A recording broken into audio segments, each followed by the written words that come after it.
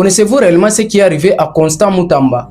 Laissez-moi quelques minutes vous raconter son histoire. De son vrai nom, Constant Mutamba Tungunga, né le 24 avril 1988 à Luputa, dans la province d'Ilomami, en République démocratique du Congo. Il est le fils d'Elias Tungunga Kasongo, député national, et de Marthe Ngalula. Mais Constant Mutamba grandit principalement à Kisangani, dans l'actuelle province de la Chopo. En 2008, lorsqu'il termine ses études secondaires au collège Mayele Sacré-Cœur, il crée déjà une association de lutte contre la tricherie ALT, un premier signe de son obsession pour la discipline et la justice. Puis il rejoint l'université protestante au Congo IPC à Kinshasa où il étudie le droit public. Très vite, il devient président des étudiants de l'IPC en 2011, puis vice-président des étudiants du Congo. Pendant ce temps, il construit également son profil académique. Il obtient d'abord un diplôme en droit public, puis un master en gestion des droits des entreprises à l'université de Liège en Belgique. Il suivra également une formation doctorale aux États-Unis. Mais Constant Mutamba ne veut pas simplement être un avocat,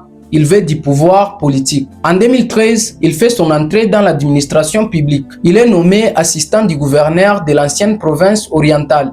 Puis en 2014, il crée son mouvement citoyen NOJEC, Nouvelle Génération pour l'émergence du Congo. Mais c'est à partir de 2016 que tout change radicalement pour lui. Alors que le pays est en tension autour du maintien au pouvoir de Joseph Kabila Kabange, Constant Mutamba lance l'opération Sifflet afin de dénoncer la fin du mandat présidentiel. À la suite de cet acte, des rumeurs affirment qu'il aurait subi un enlèvement suivi de séances de torture. Quelques mois plus tard, détournement spectaculaire. En 2017, il est reçu par Joseph Kabila Kabange au Palais de la Nation, puis il rejoint progressivement le FCC, Front commun pour le Congo. Il devient également membre du bureau politique du FCC, un choix qui choque certains de ses alliés d'opposition. Mais Constant Mutamba continue sa progression. En 2021, nouvelle rupture. Il quitte définitivement le camp de Kabila et décide de créer DIPRO, Dynamique Progressiste Révolutionnaire. Cette fois, il se présente comme un opposant républicain. En 2023, à seulement 35 ans, il devient le plus jeune candidat aux élections présidentielles congolaises. Malgré un score modeste de 0,20% des suffrages, cette élection marque un tournant pour Constant Mutamba, dont la notoriété explose dans les paysages politiques. Le 29 mai 2024, à la surprise générale, Constant Mutamba est nommé ministre d'État,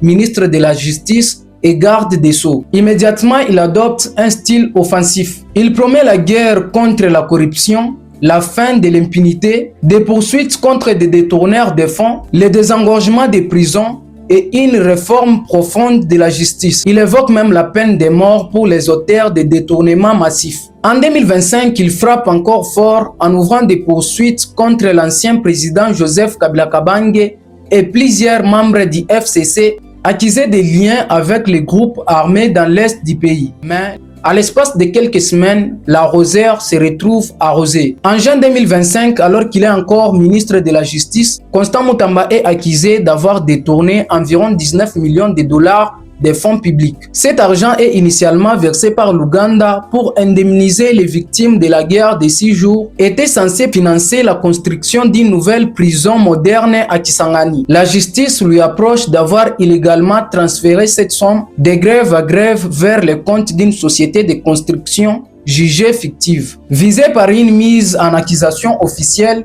sa fonction ne le protège plus. Conformément à la Constitution, il est contraint de présenter sa démission au président Félix-Antoine Tshisekedi le 17 juin 2025.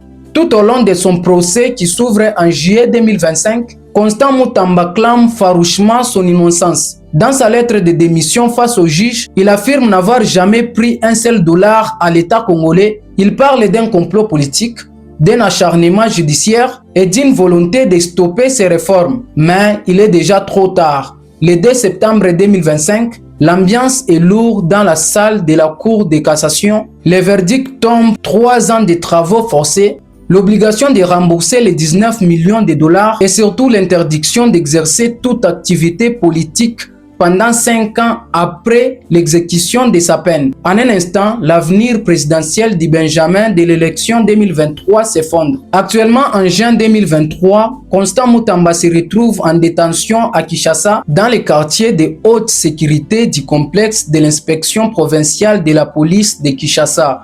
Voilà son histoire, Chocho.